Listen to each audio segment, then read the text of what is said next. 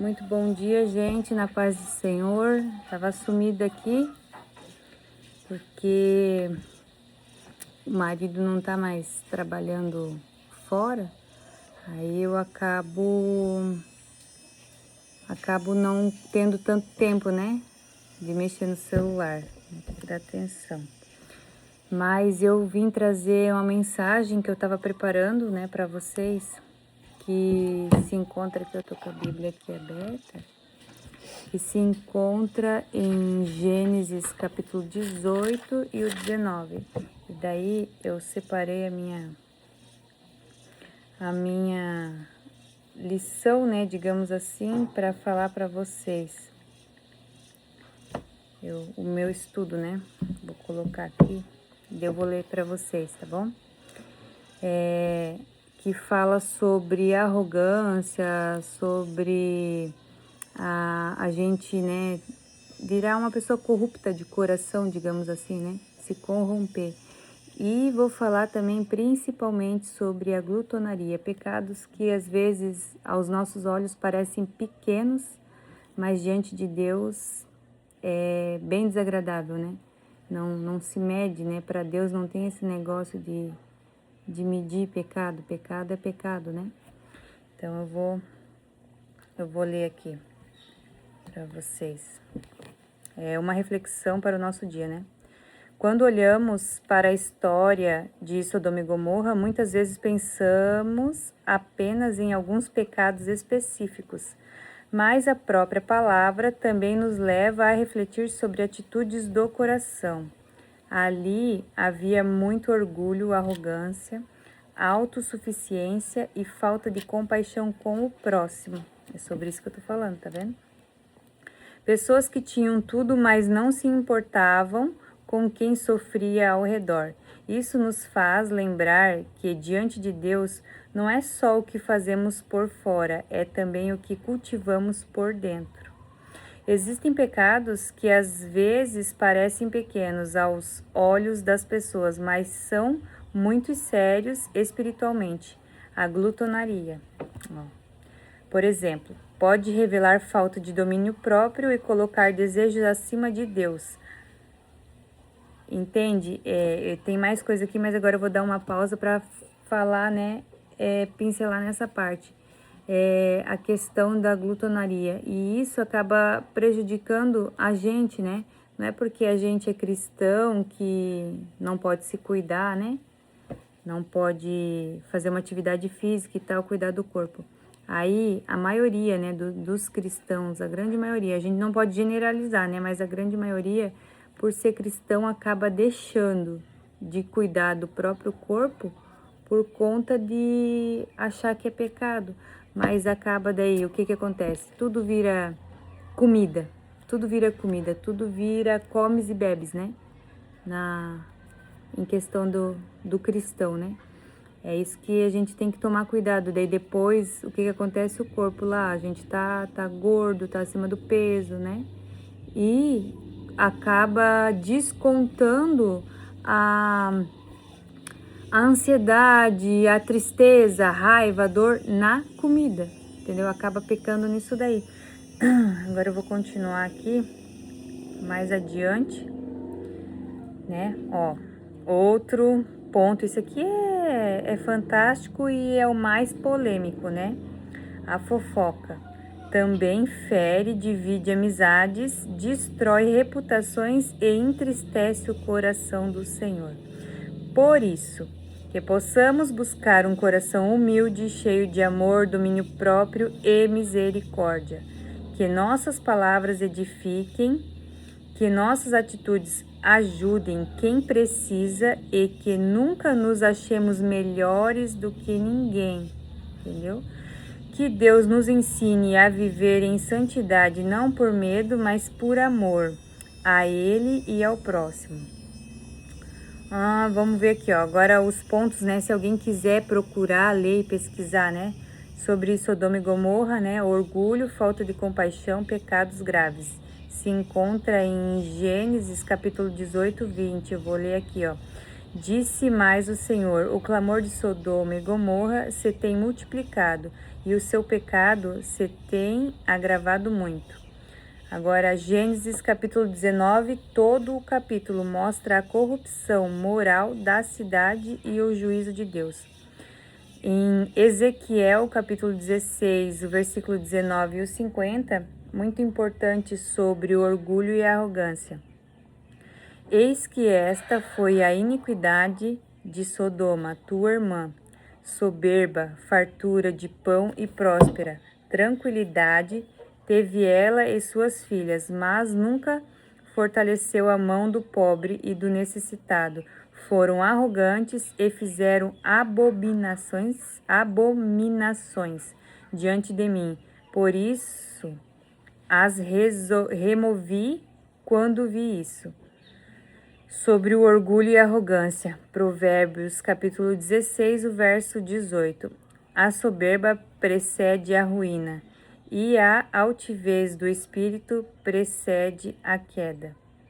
Agora aqui em Tiago, capítulo 4, verso 6, diz assim: Deus resiste aos soberbos, mas dá graça aos humildes.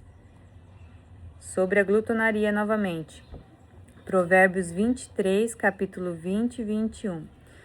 Não estejais entre os beberrões, nem entre os comedores de carne, porque os beberrão e o glutão acabam na pobreza.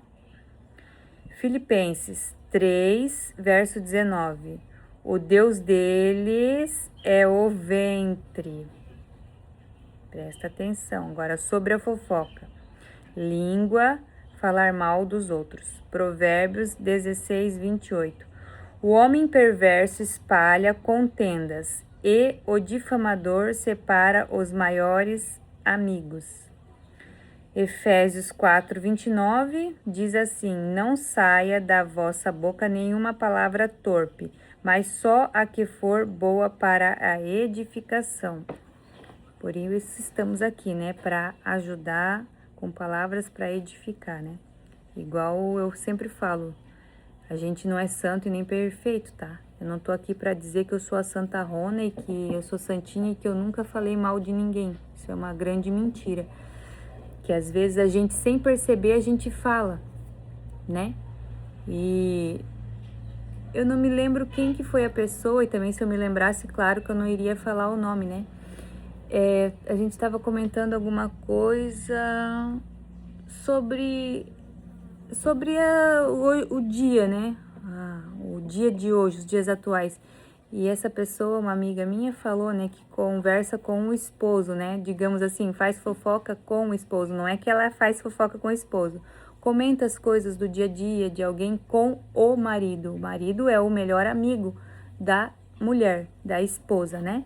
Então, claro, a gente conversa entre o esposo, entre o marido, né? A gente comenta coisas assim, né? Que a gente vê ou que a gente acha, né? Não estamos fazendo fofoca um pro outro, né? A gente comenta as coisas. E às vezes a gente comentar com alguém uma situação de algum irmão, de alguma pessoa, também não significa que você tá fazendo uma fofoca, que você é um fofoqueiro. Às vezes a gente se preocupa, né? A gente se preocupa com a pessoa, a gente se preocupa com a situação, né? Então a gente comenta, a gente tem a preocupação e o mais correto fazer nessa situação é orar, né? Fazer uma campanha, orar pela pessoa, pedir a Deus misericórdia, libertação de algumas coisas, né? Deixa eu ver aqui onde é que eu parei. Tá, agora Tiago, capítulo 1, versículo 26.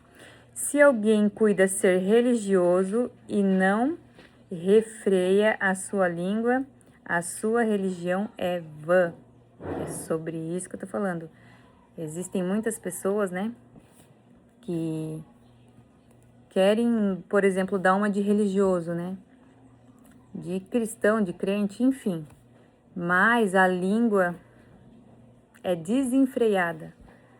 A língua não é só em questão de falar, é de julgar, entendeu? Julgar a vida do outro, ser uma pessoa que quer ser um juiz, por exemplo. Ficar julgando a vida do próximo, mas não se enxerga. Fica falando do cisco no olho do irmão, mas não vê a trave na sua cara, entendeu? É sobre isso. E vamos ver aqui se é isso daí. Eu vou pesquisar essa parte que fala, né, do cisco no olho, do julgamento. É muito forte isso e é muito importante. E perigoso também, assim, na questão de pecado.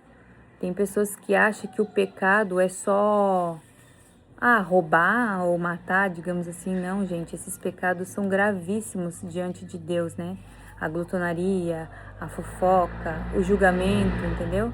São muito. E eu vou ser sincera, na palavra de Deus é o que mais traz morte, é o que mais traz morte, é o que mais leva à perdição. A língua do ser humano é o que mais afasta crente da igreja.